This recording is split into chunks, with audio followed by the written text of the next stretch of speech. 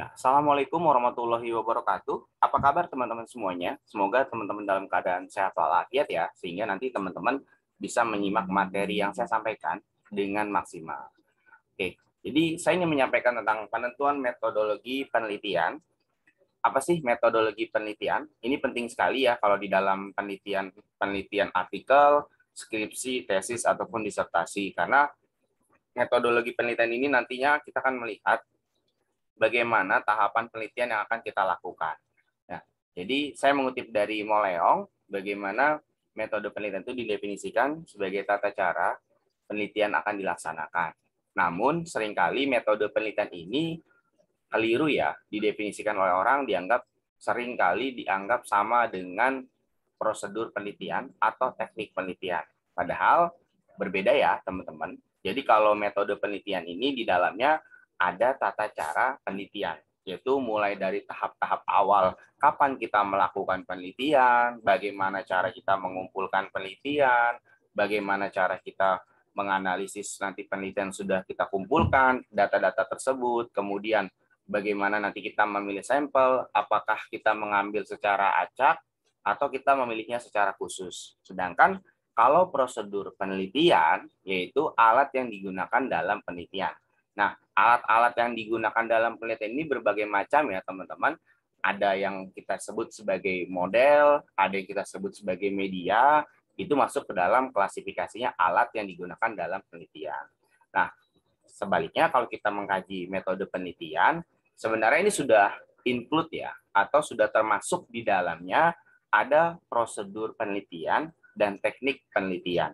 Jadi kalau kita mau berbicara kesuksesan dalam penelitian, maka metode penelitian yang kita lakukan ini adalah salah satu metode yang optimal nanti akan kita lakukan untuk menyukseskan penelitian kita. Untuk jenis penelitian di sini saya mengklasifikasikan menjadi 3, yaitu kualitatif, kuantitatif, dan deskriptif. Nah, mari kita lihat satu persatu. Untuk penelitian kualitatif, saya mengklasifikasi menjadi ada penelitian fenomenologi, kemudian ada ground theory, ada etnografi, studi kasus, ada naratif riset. Mungkin dari teman-teman pernah ada yang mendengar ya, apa itu penelitian fenomenologi. Jadi fenomenologi ini adalah peneliti melakukan pengumpulan data dengan observasi partisipan untuk mengetahui fenomena esensial partisipan dalam pengalaman hidupnya. Jadi mengkaji fenomena-fenomena terkini. Nah, khususnya saat ini pandemi ya sedang terjadi di seluruh dunia. Saya rasa penelitian fenomenologi ini menarik untuk dikaji. Ada juga penelitian ground theory di mana peneliti ini mengeneralisasi apa yang diamati atau dianalisis secara induktif. Biasanya teorinya abstrak tentang proses, tindakan, atau interaksi berdasarkan pandangan partisipan yang diteliti. Nah, untuk ground theory ini juga memiliki kekurangan, diantaranya adalah waktunya yang cukup panjang, sehingga peneliti ya perlu melakukan estimasi kira-kira kapan penelitiannya akan diselesaikan. Kemudian ada penelitian etnografi, yaitu penelitian kualitatif yang melakukan studi terhadap budaya kelompok dalam kondisi yang alamiah melalui observasi dan juga wawancara. Umumnya peneliti yang melakukan etnografi, biasanya si peneliti ini akan terjun langsung, kemudian dia akan tinggal berbaur bersama masyarakat setempat untuk melakukan pengamatan.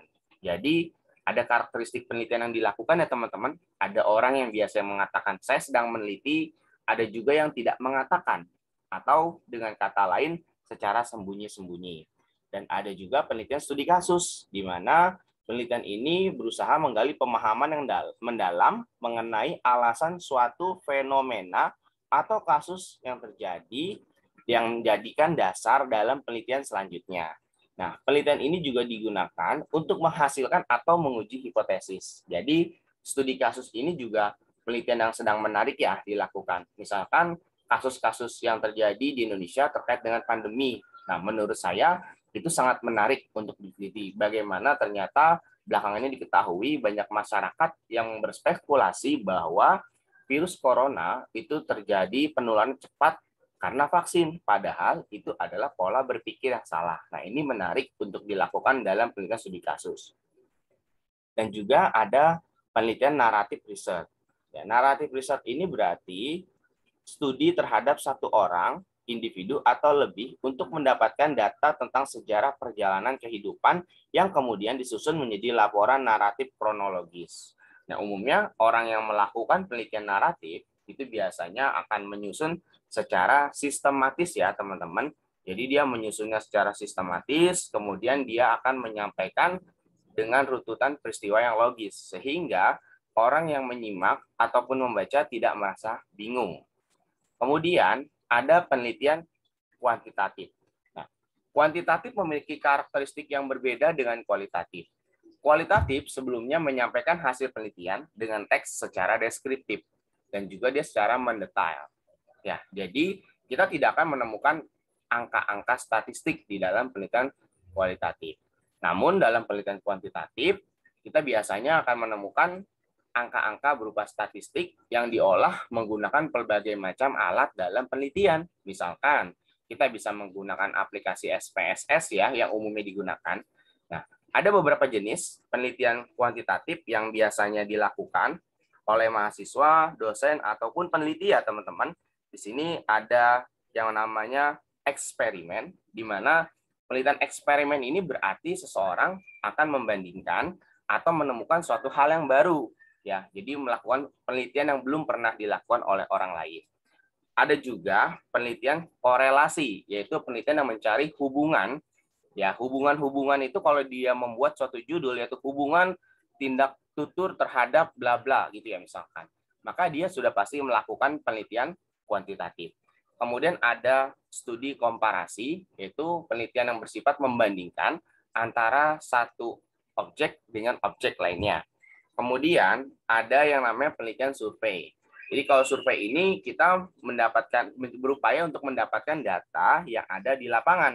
Tentu saja tujuan dari penelitian ini adalah mencari informasi ya dengan sebenar-benarnya. Nah, survei ini belakangan banyak dilakukan ya teman-teman ya untuk penelitian survei. Pertama, survei sekarang bisa menggunakan berbagai macam alat ya yang sangat meminimalisasi biaya. Misalkan menggunakan Google Docs atau Google Form. Nah, saat ini bisa dilakukan karena memang kondisinya sedang pandemi. Sehingga ya banyak peneliti yang melakukan penelitian survei, kemudian menyebar pertanyaan penelitiannya kemanapun itu menjadi lebih mudah ya. Jadi kalau teman-teman ada yang tertarik melakukan survei, sekarang tidak perlu khawatir nantinya bagaimana ya saya akan melakukan penelitian karena memang lagi pandemi gitu. Nggak mungkin saya nanti harus datang ke lokasi gitu ya. Nah, jadi teman-teman juga bisa menggunakan Google Form, memberikan kepada rekan sejawat, nanti rekan sejawat yang akan menyerahkan kepada orang lain gitu ya teman-teman ya.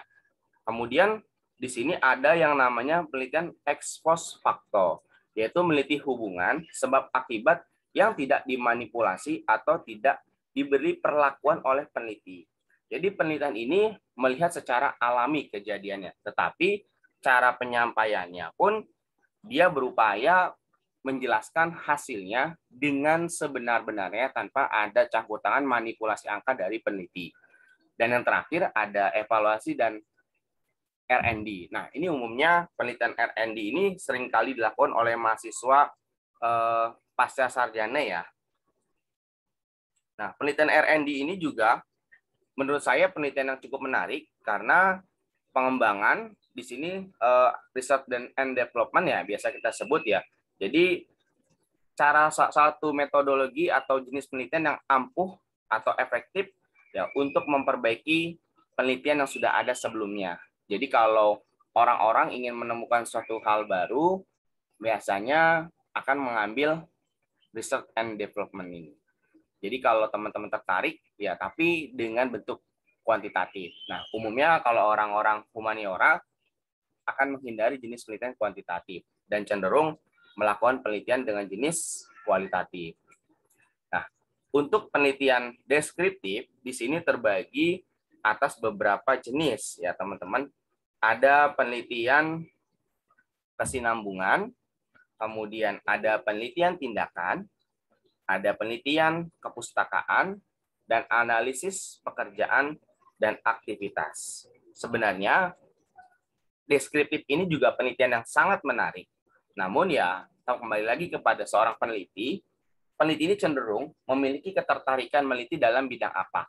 Jadi jangan memaksakan suatu bentuk penelitian yang memang tidak dikuasai. Nah, kesinambungan ini adalah penelitian yang dilakukan dengan cara pengamatan atau pengumpulan data secara berkelanjutan. Jadi penelitiannya biasanya melakukan dalam beberapa kurun waktu tertentu secara terus-menerus. Ya. Kemudian ada yang namanya penelitian tindakan. Penelitian tindakan ini berarti si peneliti ini akan turun langsung meninjau ke lokasi. Biasanya ini dilakukan oleh guru ya, umumnya seringkali melakukan penelitian tindakan kelas misalkan untuk melihat bagaimana karakteristik pembelajar di dalam kelas sehingga ya dia harus melakukan survei langsung. Kemudian ada yang namanya penelitian kepustakaan. Nah, menurut saya sendiri, penelitian kepustakaan ini adalah penelitian yang paling murah dan mudah karena penelitinya tidak perlu keluar rumah.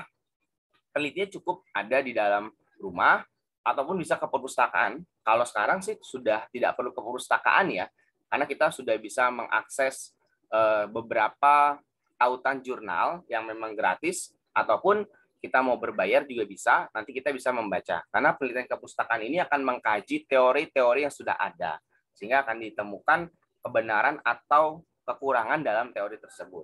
Kemudian ada penelitian analisis pekerjaan dan aktivitas. Ya. Penelitian ini nantinya peneliti akan melakukan pengkajian terhadap pekerjaan dan aktivitas dari subjek uji. Nah, tujuannya adalah untuk mengetahui aktivitas dan pekerjaan manusia secara terperinci. Jadi kurang lebih sama ya dengan model tindakan. Nah, penelitinya akan melakukan turun langsung ke lapangan, melakukan penganalisis, pengamatan, dan juga nanti tentu saja dia akan mencatat bagaimana aktivitas di dalam subjek penelitian tersebut.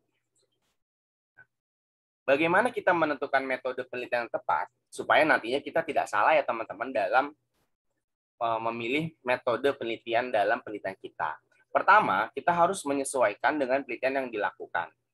Yang kedua, kita melihat bagaimana cara kita mengumpulkan data. Yang ketiga, kita memilih analisis datanya bagaimana. Kalau kita mau menggunakan hitung-hitungan, berarti sudah pasti kita akan memilih dengan penelitian kuantitatif. Nah, kemudian, apakah kita menggunakan aplikasi lain dalam penelitian? Misalkan ada AMOS, SPSS, atau Atlas. Nah, seperti AMOS dan SPSS, ini cenderung aplikasi ini berpihak pada penelitian kuantitatif. Tetapi untuk aplikasi Atlas.ti atau Atlas.ti ini adalah aplikasi yang dominasinya kepada penelitian kualitatif. Jadi kalau penelitian kualitatif itu sering diragukan teman-teman. Nah, bisa dikategorikan peneliti sering memanipulasi gitu ya. Padahal kalau kita menggunakan aplikasi Atlas ini, kemungkinan kita dicap sebagai seorang peneliti yang melakukan manipulasi itu akan sangat kecil karena bisa dilihat melalui aplikasi tersebut. Nah, saya memberikan contoh judul penelitian, misalkan satu, aktualisasi kesadaran bela negara bagi generasi muda dalam meningkatkan ketahanan nasional. Yang kedua, implementasi Pancasila sebagai salah satu bentuk bela negara. Yang ketiga, kesantunan berbahasa mahasiswa Prodi Agroteknologi UPN Veteran Jawa Timur untuk mengukur efektivitas kuliah bela negara. Dari ketiga penelitian ini, hanya penelitian nomor 1 yang bisa dikaji secara kualitatif ataupun secara kuantitatif. Jadi, penelitian nomor 1 ini bisa dilakukan kuali ataupun kuanti, atau mau digunakan mixed method. Ya, tapi untuk penelitian nomor 2 dan juga nomor 3, saya rasa ini lebih cocok kalau mau dikaji menggunakan jenis penelitian kualitatif. Nah, kita lihat ya, ini contohnya adalah publikasinya aktualisasi kesadaran bela negara bagi generasi muda dalam meningkatkan ketahanan nasional. Ini sudah diterbitkan di jurnal ya teman-teman. Nah, dari abstraknya kita bisa meninjau bahwa ini adalah abstrak deskriptif. Ya, jadi penelitiannya sudah pasti penelitian kualitatif karena tidak ada hitung-hitungan dengan angka yang pasti. Kemudian yang kedua juga sama, di sini juga kita melihat bahwa penelitian ini dikaji menggunakan metodologi ya metode kualitatif deskriptif. Ya, sudah jelas abstraknya juga tidak bersifat informatif melainkan abstrak deskriptif. Jadi ini untuk penelitian humaniora, ilmu humaniora pasti akan menggunakan penelitian kualitatif. Kemudian di sini ada kesantunan berbahasa mahasiswa Prodi Agroteknologi UPN Veteran Jawa Timur untuk mengukur efektivitas mata kuliah bela negara. Menariknya penelitian ini adalah penelitian ilmu bahasa, tapi dilakukan di Prodi Agroteknologi. Nah, sehingga ini menjadi suatu riset yang menarik. Karena kalau dikajinya pada orang bahasa, tentu saja mahasiswa bahasa sudah mendapatkan materi pragmatik, tindak tutur, dan lain sebagainya ya. Sehingga ketika mereka mau menyampaikan suatu redaksi melalui bunyi ujarannya, mereka sudah mempertimbangkan apakah diksi yang digunakan sudah tepat atau tidak. Tapi karena ini dikajinya pada prodi non bahasa, ini menjadi menarik. Nah, di sini pun terlihat jelas bahwa ini menggunakan penelitian kualitatif. Nah, jadi si penelitinya pun menarik ya, berupaya mengumpulkan teks melalui pesan singkat komunikasi melalui WhatsApp antara dosen dan mahasiswa di Prodi Agroteknologi. Jadi riset yang menarik dengan kualitatif deskriptif. Pastinya hasil penelitiannya akan dipaparkan menggunakan teks secara mendetail. Nah, sampai juga pada bagian akhir, teman-teman. Nanti silakan teman-teman cek, ada kuis yang menarik dari kelas materi hari ini. Jadi silakan nanti berkunjung ke tautan yang sudah saya berikan. Akan ada kuis singkat untuk melihat apakah teman-teman sudah memahami materi yang disampaikan atau belum. Nanti silakan dilihat pada bagian akhir ya, apakah hasilnya maksimal atau tidak. Itu saja mungkin yang saya sampaikan dalam kesempatan kali ini. Kurang lebihnya saya mohon maaf. Wabillahi taufiq wal hidayah. Wassalamualaikum warahmatullahi wabarakatuh. Salam bela negara.